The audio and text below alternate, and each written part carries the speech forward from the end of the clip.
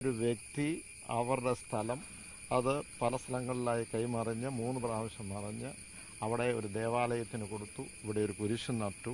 അത് വന്ന് ഒരു കുരിശിനെ ഒരു മതത്തിൻ്റെ ചിഹ്നത്തെ പോലും അവഹേളിക്കുന്ന രീതിയിൽ അത് ഒന്നാമത് പ്രത്യേകിച്ചൊരു ഹോളി വീക്കിൻ്റെ സമയത്ത് അത് വന്ന് തകർത്ത് ചെയ്തത് അത് വലിയൊരു വീഴ്ചയായിട്ട് ഞാൻ കാണുന്നത്.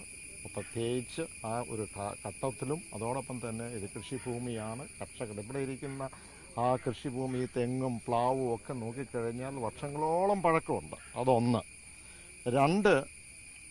ഒന്ന് ജണ്ടയ്ക്കകത്ത് ഇരിക്കുന്ന ഭൂമി ആണെങ്കിൽ വനത്തിൻ്റേതാണ്. അത് അവർ സംരക്ഷിച്ചോട്ടെ, യാതൊരു കുഴപ്പവും. അതിനകത്ത് ആരേലും കയറി ആക്രമിക്കുന്നുണ്ടെങ്കിൽ, കയറുന്നുണ്ടെങ്കിൽ, അതിനെ നശിപ്പിക്കുന്നുണ്ടെങ്കിൽ, എന്തെങ്കിലും നിർമ്മാണം നടത്തുന്നുണ്ടെങ്കിൽ കേസെടുക്കണം, അനുമതി യാതൊരു സംശയവുമില്ല. പക്ഷേ കൃഷിഭൂമിയിലേക്ക് വന്ന് അവിടെ കൃഷി ചെയ്തുകൊണ്ടിരിക്കുന്ന നമ്മുടെ കൈവശം വർഷങ്ങളായി പതിറ്റാണ്ടുകളായി ഇവിടെ സൂചിപ്പിച്ച പോലെ 70കൾക്ക് മുമ്പ് ഇവിടെ കൈവശമുള്ള ഭൂമിയിൽ വന്ന് അവിടെ എന്തെങ്കിലും ഒരു കൃഷി ചെയ്താൽ അതിൻ്റെ ഉൽപ്പന്നങ്ങൾ എടുക്കാനോ അതല്ലെങ്കിൽ ചെറിയ എന്തെങ്കിലും നിർമ്മാണം നടത്തി അതിനെ തടസ്സപ്പെടുത്തുന്ന രീതി വളരെ ഒരു തെറ്റാണ്. അവിടെ വീഴ്ച വന്നിട്ടുണ്ടോ എന്ന് തന്നെയാണ് ഞങ്ങളുടെയൊക്കെ ഒരു വിശ്വാസം. ഒന്നത്.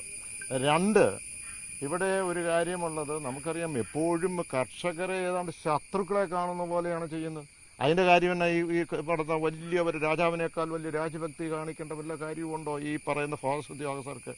ഇവിടെ ആരോ വന്ന് ഒരു നിർദ്ദേശം ചോദിച്ചു, അല്ലെങ്കിൽ ഒരു ഡീറ്റെയിൽ ചോദിച്ചു. ഏതെങ്കിലും ഒരു വില്ലേജ് ഓഫീസർ ഈ പ്രദേശം മുഴുവൻ 4005 ഏക്കറോളം അത് ഈ പറയുന്ന വനമാണ് എന്ന് എഴുതി പിടിപ്പിച്ചിട്ട് ഈ പറയുന്ന സ്ഥലങ്ങളെല്ലാം ഈ പഞ്ചായത്ത് മുഴുവൻ അത് വനമാക്കി സൃഷ്ടിക്കുന്ന രീതിയിലേക്ക് പോയെങ്കിൽ ആ ഒരു നടപടിയിലേക്ക് പോകുന്ന പോലും ശരിയാണ്. ഇവിടെ ഈ പ്രദേശത്ത് മാത്രമല്ല, കേരള കോൺഗ്രസ് ഒരു കാര്യത്തിൽ ഈ വനം നിയമവുമായി ബന്ധപ്പെട്ട്, സംരക്ഷണ നിയമവുമായി ബന്ധപ്പെട്ടും വന്യമൃഗത്തിൻ്റെ വിഷയത്തിലൊക്കെ വളരെ കൃത്യമായി ഡീറ്റെയിലായി പഠിച്ചിട്ടാണ് പറയണത്. ഒന്ന്, ഈ കൊച്ചു കേരളത്തിൽ നമുക്ക് ജീവിക്കാനുള്ള ഒരു സ്ഥലം എന്ന് പറയുന്നത് തന്നെ മൊത്തം 38,800 സ്ക്വയർ കിലോമീറ്റർ ഉള്ളിടത്ത് അതിനകത്ത് ഏതാണ്ട് 69.4% റെസ്ട്രിക്റ്റഡ് ഏരിയ, ഒരു സ്ഥലത്ത് ബഫർ സോൺ എന്ന് പറയും, മറ്റൊരിടത്ത് CRZ എന്ന് പറയും, നടുഭാഗത്ത് വെറ്റ് ലാൻഡ് എന്ന് പറയും. എന്ന് പറഞ്ഞാൽ 30.6% ഏരിയയിൽ മാത്രമേ ഉള്ളൂ കൃഷി ചെയ്യാനും വികസനം നടത്താനുള്ള ഈ കൊച്ചു കേരളത്തിൽ നമുക്ക് സ്ഥലമുള്ളൂ. അപ്പോൾ അങ്ങനെ വരുന്ന സ്ഥലത്ത് നമ്മൾ ഫോറസ്റ്റ് എന്ന് പറയുന്ന റിസർവ് ഫോറസ്റ്റ് അല്ലെങ്കിൽ വനം എത്രയുണ്ടെന്ന് നോക്കിക്കഴിഞ്ഞാൽ നമ്മൾ താരതമ്യപ്പെടുത്തിക്കൂ.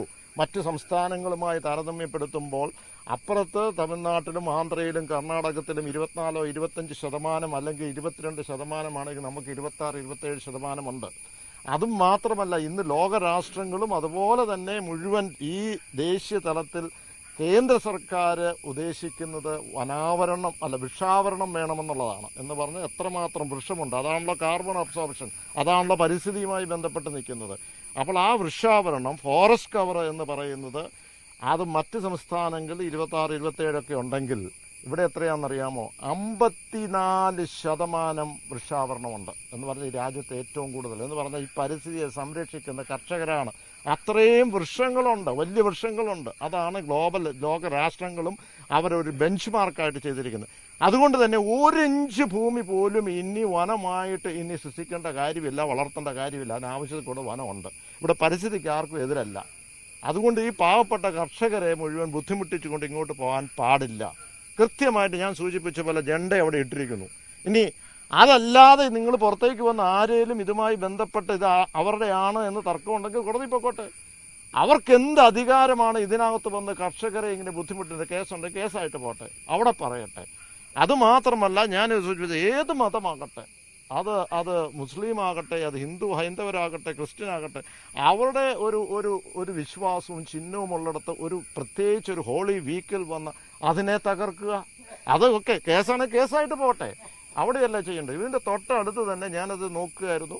പട്ടയം അവിടെ ഈ പറയുന്ന മുനിസിപ്പൽ കോടതിയിൽ തന്നെ 68 കൃത്യമായി അത് വായിച്ചു നോക്കി അതിനുള്ള അധികാരവും ആ കൃഷിയെടുക്കുവാനും അതിനകത്ത് പൂർണ്ണ സ്വാതന്ത്ര്യം തൊട്ടടുത്ത് ഈ പറയുന്ന ബോർഡറിൽ തന്നെ കൊടുത്തിട്ടുണ്ട്. അത് എവിടെയെങ്കിലും ഒരു വീഴ്ചയുണ്ടെങ്കിൽ അതിനകത്ത് ഈ പറയുന്ന സർക്കാരിൻ്റെ ഭാഗമാണ്. എവിടെയെങ്കിലും വീഴ്ചയുണ്ടെങ്കിൽ അത് തീർച്ചയായും അത് ചൂണ്ടിക്കാണിക്കും. ഞാൻ വനം വകുപ്പിനെ മുഴുവൻ ആക്ഷേപിച്ചില്ല, പക്ഷെ ചില ഉദ്യോഗസ്ഥർ അങ്ങനെ ചെയ്യുന്നു.